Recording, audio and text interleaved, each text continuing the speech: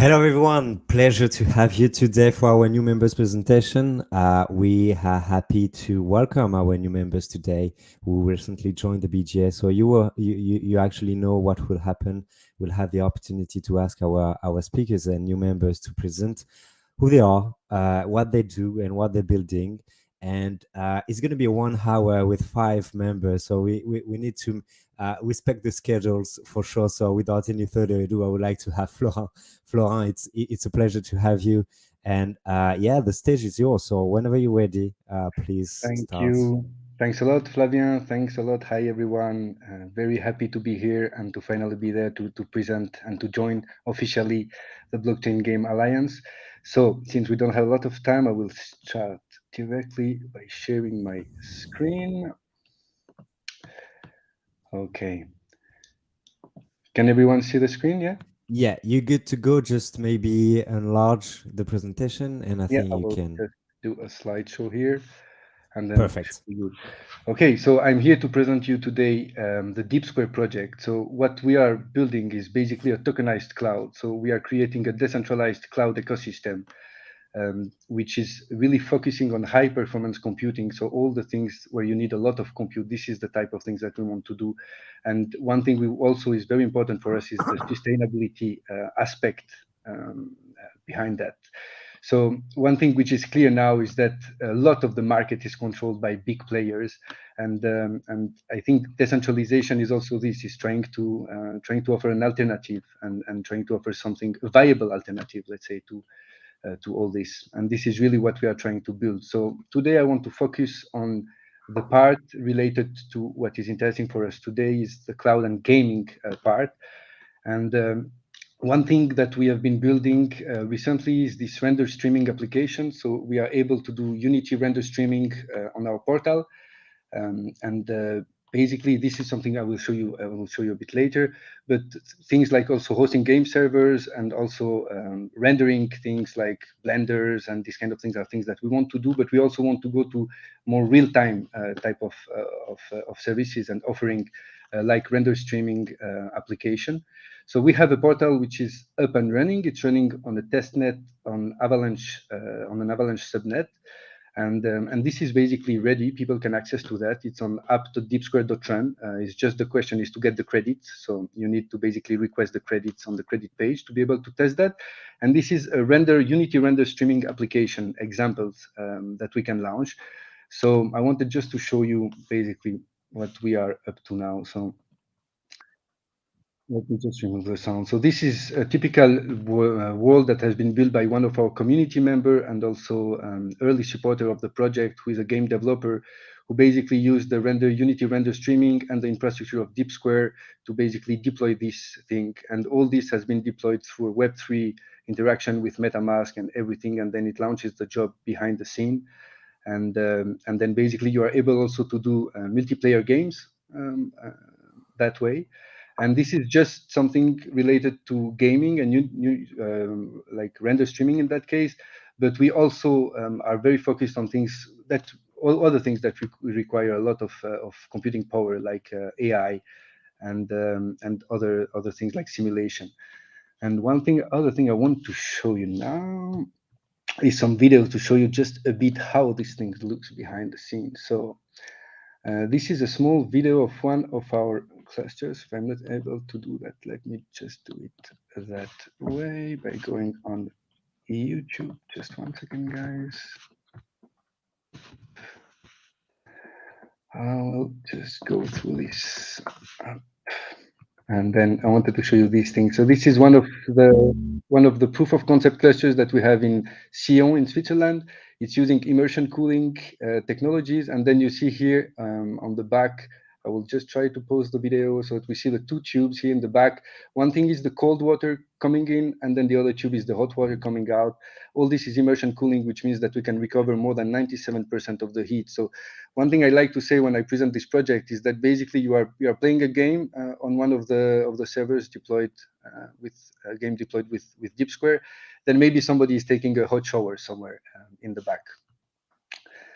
And then I would like to conclude with with a small video. I hope that this will not work as well. Yes, my bad.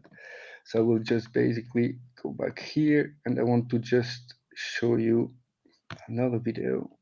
Please bear with me 1 second. Okay.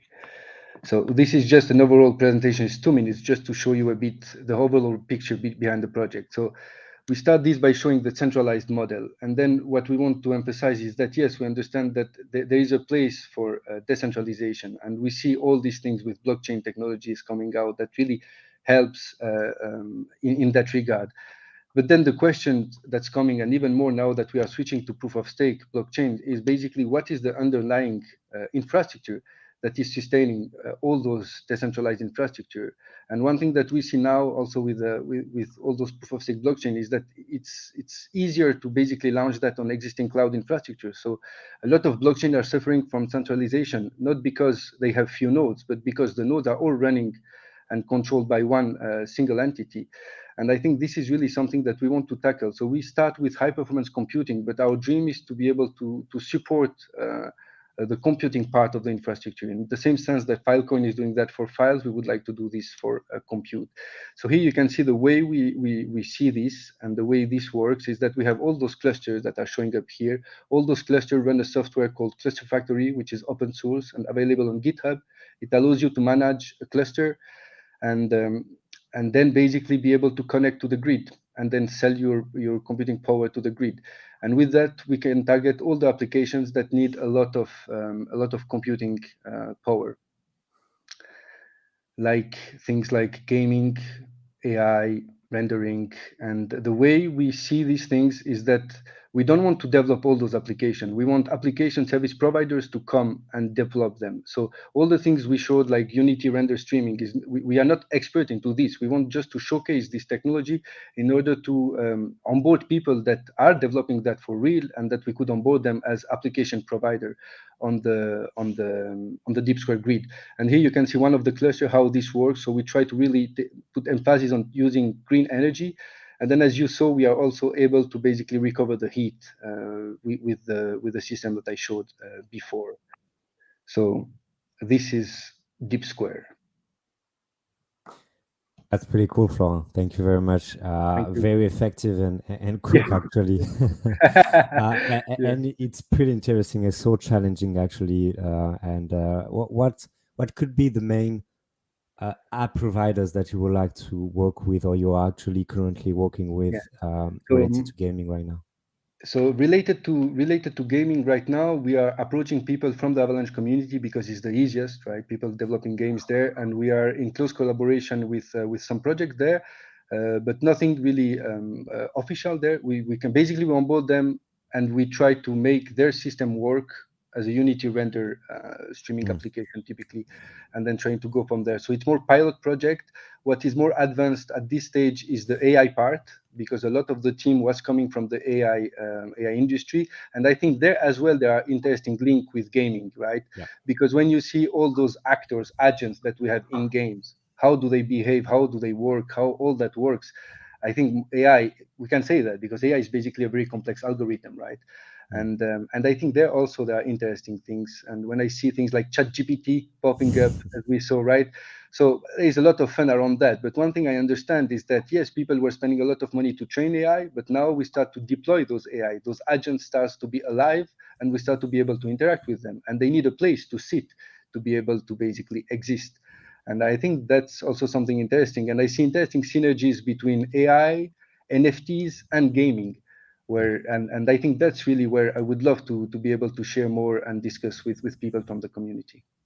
That's perfect. Actually, I think we will tackle AI this year because it was one of the main topic we discovered during our release of the BGA survey and report that we actually released 2 weeks ago, and it's a big thing of what will happen in blockchain gaming. So I would love to have you on a specific panels to give your opinion on that subject. But thanks again for your presentation, Florent. It was a pleasure. Thanks a lot. Thanks. Okay, so I would love to welcome Ital. If you're ready to present, you tell me. I would love to have you on the stage and present Brandshield. Yeah, I'm ready. Can you hear me? Yes, perfectly well. Good to Brilliant. see you. Good to see you, Fabian. Let me share my screen. Yeah, no problem.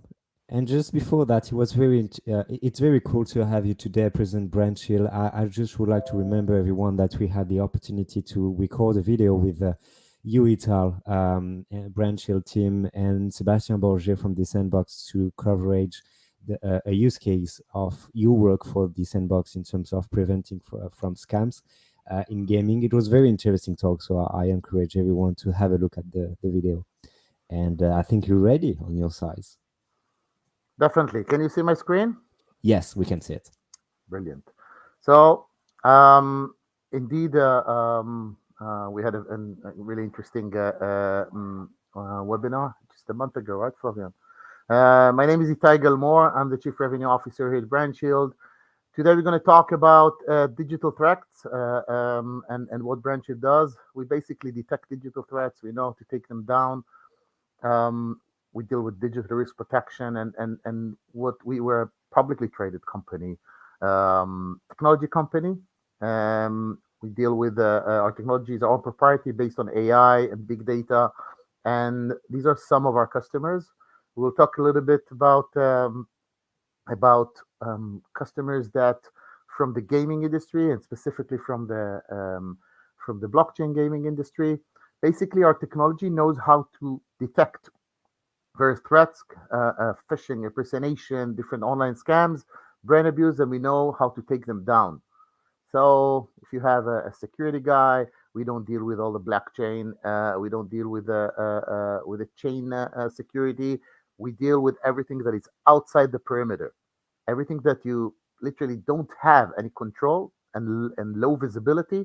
We have our machines scraping, crawling, bringing the information, and we know how to take them down off the air.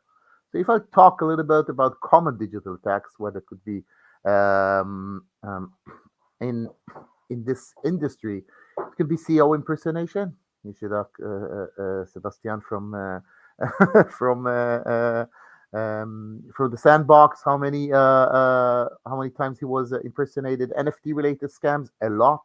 We actually serve some of the NFT platforms themselves, so we help them defend themselves, but we help a lot of customers find counterfeits or scams in NFT marketplaces.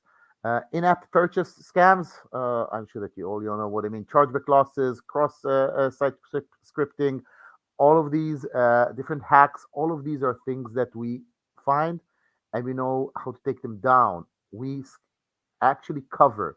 We cover websites. We cover social media, mobile apps, paid ads. Could be PPC ads like Google or Bing. It could be on social media. There's a lot of traffic coming in from social media to these scams, and obviously NFT trading platforms. We will literally scan and cover OpenSea, Reliable, and others. So, what are the potential damages that you might have? So, first of all, I'm sure that you understand if somebody's scamming you for the business itself, for the company, you're losing revenue. All right, you're losing revenue, and per user, there's a revenue decrease, and everything that we measure is how much money an average user is doing, ARPU, etc. Lifetime value, obviously, cheats and hacks. It happens a lot. Reputation loss, affiliate fraud. Um, Customers are literally when the things happen are coming to your contact center, are coming to your support channels, and are not happy. They thought that you did something wrong. It was on your behalf. It takes time until the customer and you understand that this customer is complaining. It's not inventing. It's just complaining about stuff that you are not in charge of, and it really takes time to explain it to the player.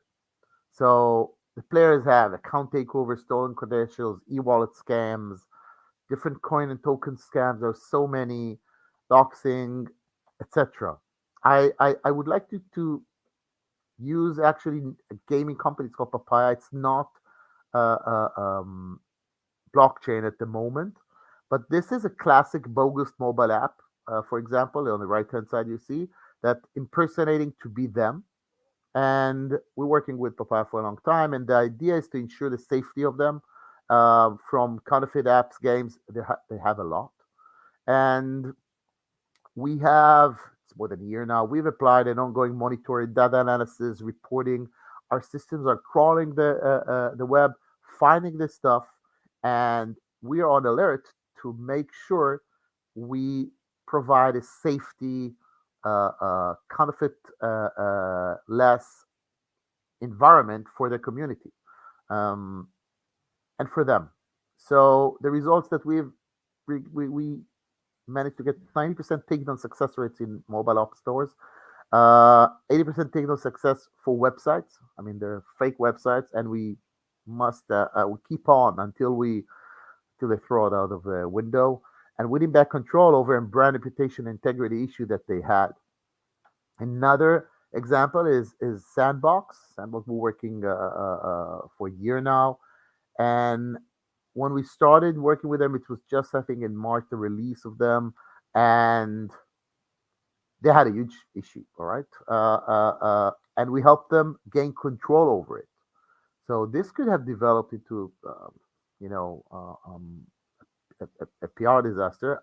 And we actually working with the Sandbox, which I think are leaders in the way that they see it. They see part of their mission as to educate, and I think it's part of what the BGA is here for, and part of everybody's in this community role is to educate our players, educate the customers, educate everybody in order to decrease this the effectiveness of these online scams.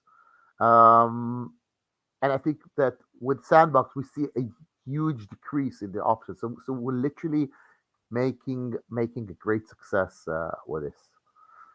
Um, just in a nutshell, what should brands or what should gaming companies like yourself should do in order to keep themselves safe? For example, on social media, because social media is where traffic is generated. I'm sure that you are, because it's a very effective marketing channel. So you have to monitor this, including Telegram channels. All right, but do it smart, proactive detection, and look at everything, because social media scams don't end on social media. They are they're sending the traffic into a website, into a mobile app, into somewhere where the scam actually happens. So you have to make sure that your monitoring is very holistic. It covers everything, and deal with the thing that prioritized as the biggest threat, as the biggest risk. Make sure that you cover everything, clusters. I mean, if there's a social media, there might be other social media that connected. It sends you to a website. On the website, you'll find other social media. Scam users, go after them. Our technology can actually map this clustering and initiate immediate takedowns. So, thank you for this. Perfect. Thank you very much, Itar. It was very interesting, actually.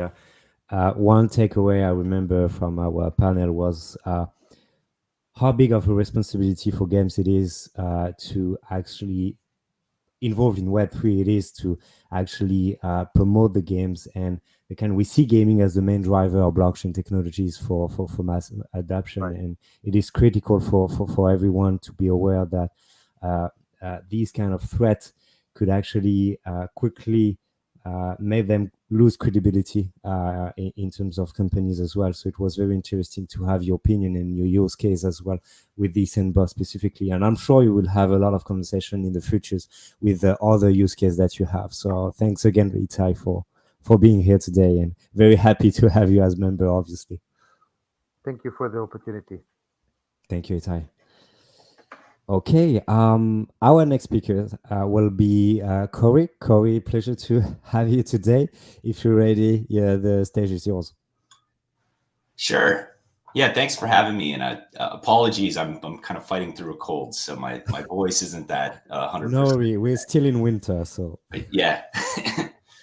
So yeah, Corey Lindbergh, I head up business development for Tilia. I just want to walk you through a little bit of what we do. So who is Tilia? So I typically like to start with sort of our backstory, and our origination was under Linden Lab, who created Second Life about 20 years ago. For those that aren't familiar, Second Life is one of the handful of kind of OG metaverse type companies that were out there. And one of the main ideas, or kind of Second Life was one of the first ones to really center their platform around user-generated content. And here are the tools. You go create whatever you want. Second Life's still thriving today with a $650 million economy, and they've got 3 billion items, something like that.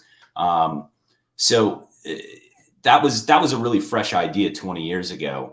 The other component to it is there was this economic layer tacked on to UGC. So not only could I create something in Second Life, I could sell it to Flav. In Linden dollars, the virtual currency within Second Life could move from Flav's wallet into my wallet. And then the big game changer, I could take those Linden dollars and convert those into fiat and pull those out of the system. So 20 years ago, that was a really complex transaction to perform. It's still complex today. But to be able to move money around directly from user to user and then be able to cash out requires some pretty significant licensing, and you're working with regulatory bodies. And Linden made that decision 20 years ago to go after their own licenses. And it's a long process. It's an expensive process, but ultimately they got those. And over the last 15 years, they've built up this really robust payments engine with a giant legal and compliance team and all the bells and whistles you need for payments. And it's only existed to support Second Life. Up until about 2 years ago, we've got some new owners, and sort of some light bulb moments happened where, hey, we've got something here that could be tapped into by other game developers. So we're a really interesting company in that we've got this kind of 20-year-old product with a 20-year-old team, and we're really experts in this space. But from a sales and marketing standpoint, we're brand new, which is probably why a lot of you, I'm guessing, haven't heard of Tilia. So that's kind of our background story. So that's what we are. We've taken that payments engine. We're fiat-based payments and a monetization platform. And when I say monetization, I'm referring specifically to what we're able to do with what we call stored value tokens. So we don't do any kind of cryptocurrency issuance at all. We're fiat-based. But our special sauce is really in the ability to offer stored value regulated tokens. They're FDIC insured.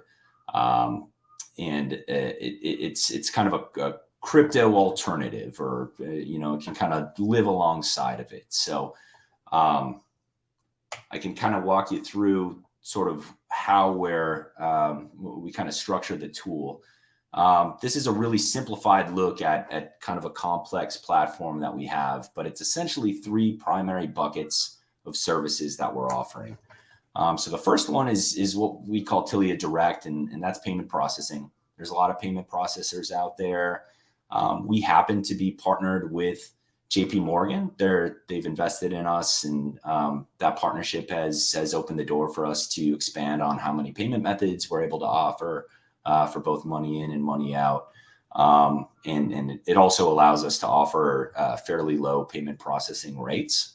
So we think we're really good at this, but this is also something that there's quite a few options out there for. You can find a credit card processor, but this is essentially bringing money into the system. Our second service is really where it gets exciting for me, and that's what we call Tilia Ledger, and that is our token issuance and wallet management piece. So this is where we are legally moving money around directly between users. Users can buy things directly from each other. They can subscribe to creator content. There's a number of different ways that this can be applied, but the simplified way to think about it is money moving around between users, either in fiat or converted into one of those stored value tokens. And the big piece there with our stored value tokens, we can customize those on a number of levels. We can customize the exchange rates. We can call them whatever we want to call them. There's a million different things we can do there to really get creative. And there's obviously a huge branding opportunity there as well. And then the last one is payouts. So once creators have earned money, they've sold something, they've provided content and have subscribers, whatever that mechanism is, they're accumulating funds that they have access to immediately. They can convert those to fiat and transfer out of their bank account. So that's the super high level simplified version of what Tilia does. We do this end to end. We bring money in, we move that money around from user to user, and then we convert it back to fiat and pull that out of the system. And it's really total coverage. So I just like to highlight a couple of the other services that we offer. So we do global tax management. This is a huge deal for a lot of our partners. I think in the US alone, there's something like 2,000 different tax jurisdictions. You expand and look globally, it amplifies pretty quickly from there. So we cover tax services for partners, which is a huge offering. We cover all KYC related services, anywhere where KYC is required. We've got that covered. Anything fraud, anti-money laundering, compliance related, we do all of that, and then offer chargeback support as well. And that's kind of a big deal on the payment processing side. I think we do more than anybody else in the industry in terms of actually fighting chargebacks on behalf of our partners. And then just wanted to bring one case study example to you. It's Upland, who I believe is a member of the BGA. Is that right, Flav?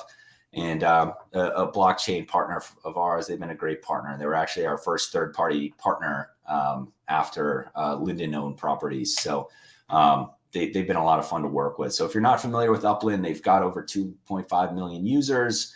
They're an NFT metaverse. It's based on real estate NFTs that are tied to real world addresses in a number of cities across the world. So their main challenge was they wanted a complete virtual economy, which included the ability for users to have financial gain in some of these NFT investments that they were making. They wanted the value to be able to fluctuate and players to be able to gain from that. So what we were able to do, they tapped into Tilia's API. So we power those user-to-user payments like we talked about. So now users can purchase NFTs directly from each other, and they can cash that money out of the system. So we've essentially taken their economy, which would be completely closed loop, meaning no money could leave it, and be able to open that up. And those NFT values can fluctuate, and users are able to gain from that. So target market. So I made this slide really simple. In if you're kind of thinking like this sounds really complex, or we haven't considered anything outside of a typical cryptocurrency. Would Tilia make sense? Does a conversation make sense? We really look at two different types of partners that are like flashing lights for us, that like, this is the ideal, perfect Tilia partner. One of those are anybody based with on UGC. So if you have creator economies, whether that's providing content for subscriptions, you're building assets, you want that interaction between those users. They're buying and selling. There's a marketplace component, anything like that. User generated content, we can always find something really cool to do. And I would imagine it's worth a conversation with us. The other thing is anything with digital asset marketplaces. So we work with a number of NFT marketplaces, and we're able to do that with direct transactions between users. And that can either be in fiat, or we can create one of those token economies as well. So we've got examples of both of those that I can share with you. In the last slide here, I just wanted to highlight a couple of the partners. I think, I know Upland's involved. There may be some others, but these are some of our bigger partners that we've launched. Most of them we've launched in the last year. So we're working with some fairly big companies and doing some pretty unique things. Most of what we're doing is in the blockchain space. So it's been really cool. And then I just want to provide my email address. I love connecting with people, love networking. If you think Tilia might be a fit, that's awesome. But even if you just want to talk about the future of the industry, and network, I'm always down for those conversations. So please feel free to reach out. Perfect. Thank you very much, Corey. And actually, you said that does the conversation make sense? It does make sense, I think, to give conversation, because it's pretty different what you do. No cryptocurrency insurance, and from what we see in the crypto market related to gaming as well, and how you add liquidity in the game. And it's really worth a conversation between what you did for actually blockchain game like Upland, and what we could have from the different services that you have, like the wallet management and everything. So it will be very interesting to have you as well to talk about all that thing and your vision as a company for blockchain gaming. Definitely, yeah. Thanks for having me. I look forward to talking to everybody more. Perfect. Thank you very much, Corey. Our next speaker will be Carlos. Carlos, if you're ready to present, I'm pretty exciting. I'm not gonna lie, because I love the game. Really invest myself to understand the game as well. So when I saw you applying for the BGA, I was pretty stoked. So happy to have you to show what you're doing. Hello, guys. Can you hear me? Yes, pretty well. Yeah, perfect. So thank you, guys. First of all, yeah, thank you for the invitation, and also it's a pleasure to be part of the BGA. And as you say, yeah, we are also quite excited to the game that we are developing. Well, guys, I present myself. I'm Carlos, CEO of Synergy Games, the company behind the developer of Synergy Land. Synergy Games is a game development studio established by professionals with more than 16 years of experience in the video game industry, working for companies such as Ubisoft, 2K, Nintendo, Konami, and many more. And yeah, I think that I'm going to share my screen to explain better in detail what we are working on. Give me 1 second, guys. Okay, let me know if you can see my screen. Yeah, we can see it. You're good to go. Perfect. Thank you very much. So yeah, we are building Synergy Land. Synergy Land is a Web3 game integrating MOBA mechanics into an action RPG genre. Among of the many features that Synergy Land has, the main one is dungeon raiding, which is in combination with our random generation system, give the player, let's say, that different experience on each dungeon. We don't want that, let's say, be like other games that are always doing the same dungeon, and in the end will be boring for the people. So we are developing this random generator system that some of them already have, and we are putting that experience in our game. And Synergy is also a multiplayer game where you will be able to play with your friends or with gamers over the world. And also regarding the, let's say, the Web3 integration that we have in the game, most of the items on Synergy Land are NFTs, and also together with other projects that, in fact, some of them are part of the BGA also, we are integrating like an account system when we will integrate a wallet and a payment platform to minimize the onboarding of Web2 users.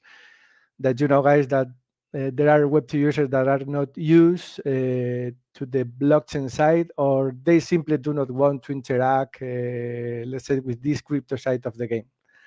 So yeah, this is also that we are quite excited, and it's working quite well right now. Another, well, are you gonna, let me see. Okay, perfect. So another of the main features of the game is the PvE side, or what we call the life skills of the game. That is every related to activities like farming, crafting, cooking, and many more activities that you will take place on the private, and this will be take place on the private islands of the game. These islands are also NFTs, and each player will be able to have like an island where they will be able to craft powerful items, cook meals. That this means will give you an advantage on the dungeons or in the PvP side, trained and breeding pets, and also decorate your house because we will have like a system that is more related to the housing system, that you will be able to build different houses. And that gamers that like this, let's say, casual game, they will be also part of this ecosystem. So I'm gonna let me pass the other. Okay. As I mentioned before, some of the activities of Synergyland will be training and breeding pets, and in order to be able to take them to the dungeons and support you in the adventures that you will have in regarding the PvE and also the PvP side. And okay, let me pass this. With this, we come to the PvP side of the game. That also is a main feature. We will have two different gameplays. The first one is the real-time PvP, and the other one is the turn-based PvP. That they are different because we separated it because the pets are the ones that will use or that will be doing the turn-based PvP, and the gamers with their players will be doing the real-time PvP. So regarding this, the real time, the players will be able to fight each other in arenas where they can test their skills and all, let's say, all the practice that you have in the PvP side. You will have like skills of this character, because each character will have a different role. So in this moment, you can do this kind of stuff. If you are more a turn-based player, you will be able to fight other pets in what we call a Pokemon-like turn-based combats, where every pet will have different skills, and also let's say like some passive skills that will give you some advantage between the different biomes that we have in the game. We have 4 biomes that is all related to earth, fire, water, and ice. And each pet will have these different, let's say, attributes. So it's true that also another thing is that our PvP feature is designed to, in the future, integrate iSports teams to organize tournaments and with different rewards that will be based on NFTs, token in the future that we release it, and all of that. So Synergyland is being developed as a cross-platform game between desktop computers and also mobile devices. The people will be able to play with the same ecosystem in different devices. We want to do this because we want to also targeting that community that only plays on mobile devices. So yeah, just to finish, second, guys, I'm gonna show you a video to show better the gameplay and also the graphic, the quality graphic that we are developing on Synergyland.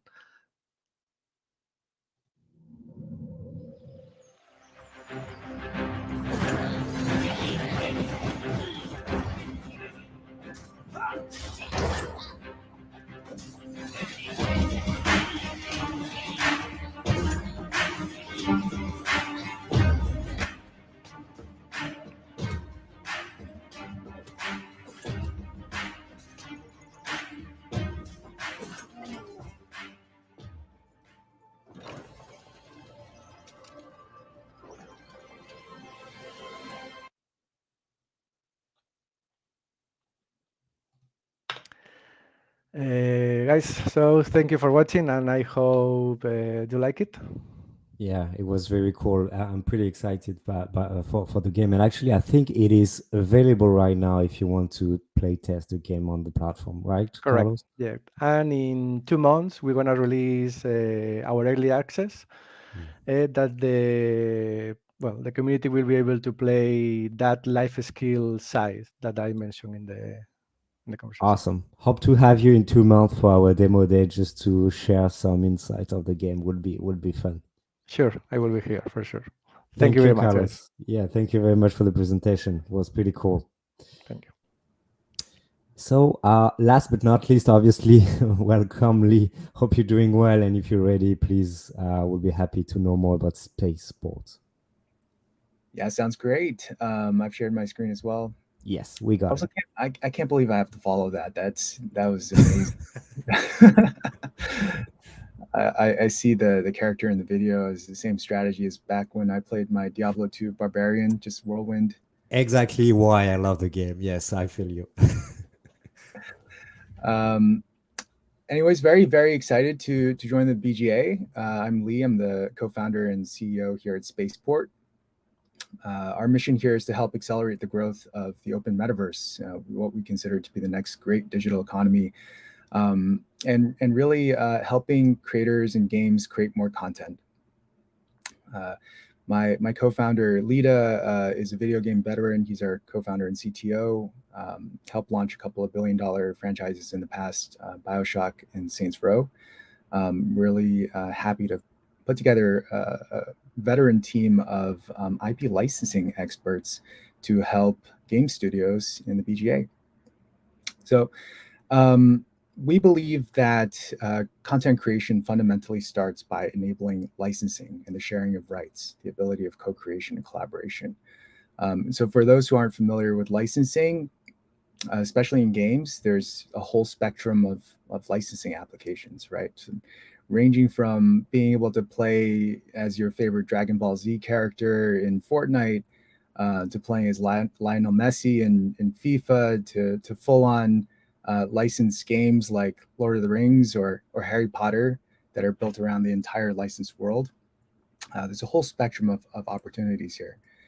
And so what we've built here at Spaceport is solving the problem of making licensing more accessible for game studios, and on one end, making it easier for IP owners to connect with these studios, and on the other end, for licensees, game studios to be able to discover intellectual property that they want to license, and then provide an entire stack to help fulfill the contract and to help fulfill royalty flows and license provisions long term.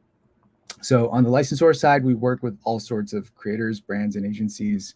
I think what's really valuable for the BGA audience is that we've onboarded over 20 notable IP owners with an existing audience of over hundreds of millions of individuals across a mix of demographics and geography.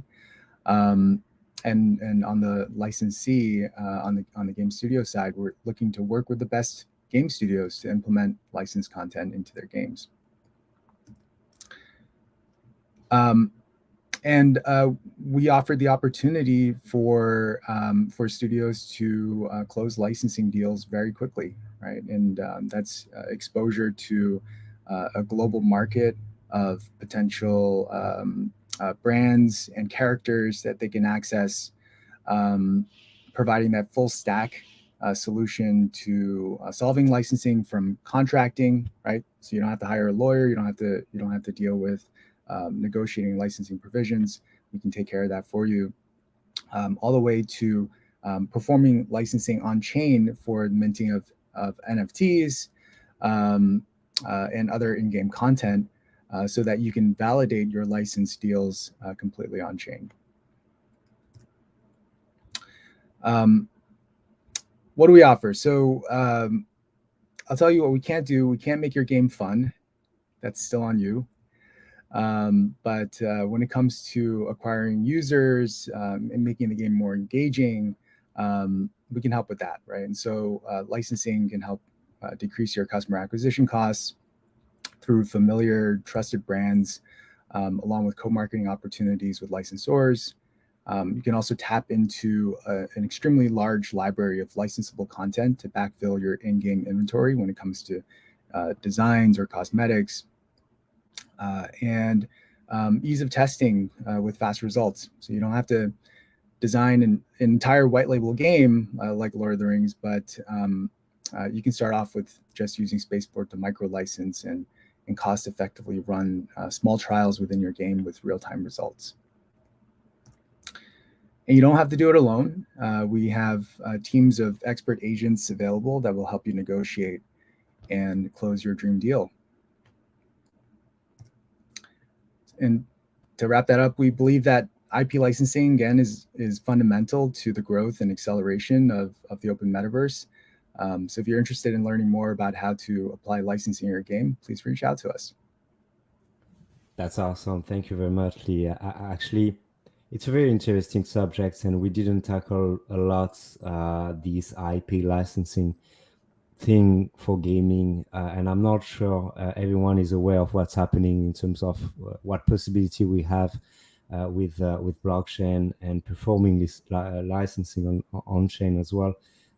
We kind of try to rely on what's happening in the space through what can be Evil kind of Creative Commons that A16Z released themselves, but it's very hard to exactly picture what's happening in the space. And I already know that I would love you to have I would love to have you, in a panel. I'm working on it. Be sure of that, to have your opinion about what's happening in the space in terms of licensing for games. So yeah, I would love to have your opinion for sure. Thank you, Vlad. Thank you, guys. It was very, very interesting presentations, and I would love to have you for our next events, offline and online as well.